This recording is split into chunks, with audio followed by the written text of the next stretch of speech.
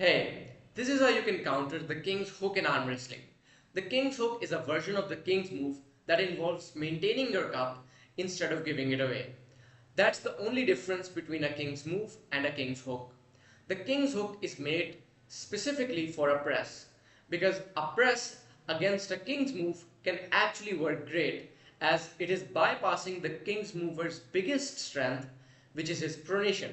He's giving away his cup intentionally, allowing his opponent to pronate, but he's getting pressing power against his opponent's back pressure. So in order to fix this, the king's hook was made to counter the press. Now when you bend your wrist, you're making your pronation slightly weaker.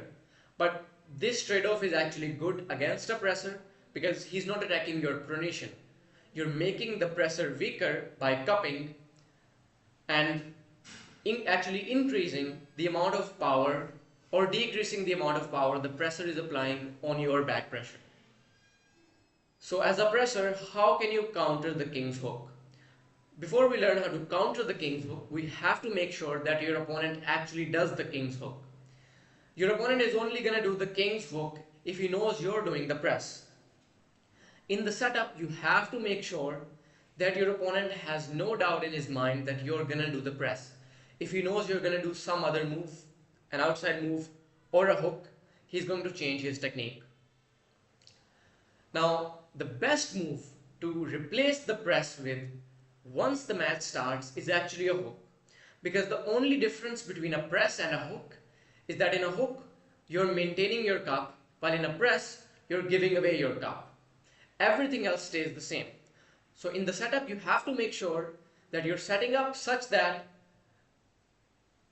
your opponent thinks that he's going to do or we are going to do the press.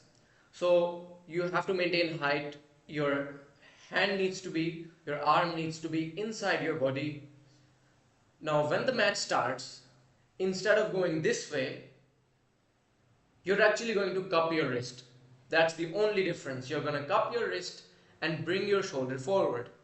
It's going to be easier for you to get into a hook when the other person is also cupping his wrist, as it makes this part of their hand vulnerable and you can take their pronation and gain a lot of that depth. And when you're in this position, you're on top of your opponent's hand and you're able to maximally apply power and increase your chances of winning the match.